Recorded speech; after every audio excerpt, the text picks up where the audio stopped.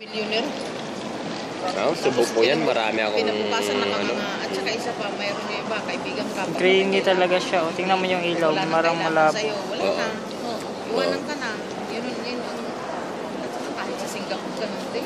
16 years ako sa Singapore. Wala, kung hindi mo isipin yung buhay mo sa Denmark, hindi ka mag-iipon. Kasi pag isang taon mo dito, kung maipon kang 30,000 kroner, malaki-laki na yan sa Pilipinas. Ang 20,000, umabot na ng 200,000 yata o 150,000 pesos. Hindi, mahal ano dito. Pamasahe lang dito is ano yung mahal. Hindi, ang pamasahe naman kasi, pwede kang mag-order habang kunwari ngayon na maaga. Makakakuha ka ng mababa na yung 5,500. Mababa na yung 5,500. Grainy talaga siya. 2,000 eh. Sa akin, nakakuha Nag-iipon lang ako ng mga remembrance ko dito. Nakakuha ko ng 6,000. Kasi pag wala ka na dito, hindi mo na makakunan itong mga ganito. Yung isang manang-manang ko dito, 5,000 yung ano nila. Kasi every year sila umuwi. Bilib ka sa akin.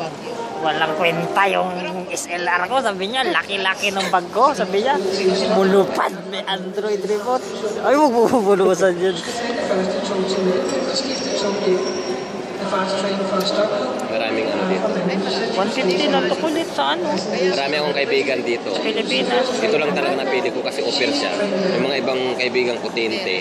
Ayaw ko makisama sa mga tinte kasi pag nahuli sila, tapos hindi mo dala yung passport mo, madadamay ka. Kahit sabihin mo, citizen ka eh, Wala kang maipakita.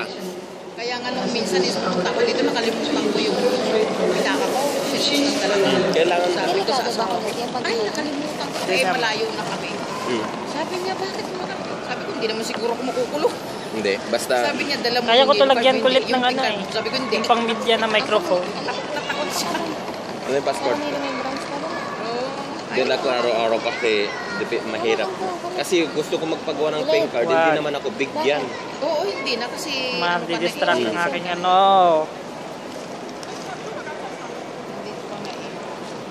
Pero kung mga araw-araw to, hindi pa matakalan. Yung iba minsan, ang hirap din nilang intindihin kaya. Grainy. Kaya sabi ko, the best pa rin yung... Pero totoo yung sabi ni Boboy, pag ito natawi, ito na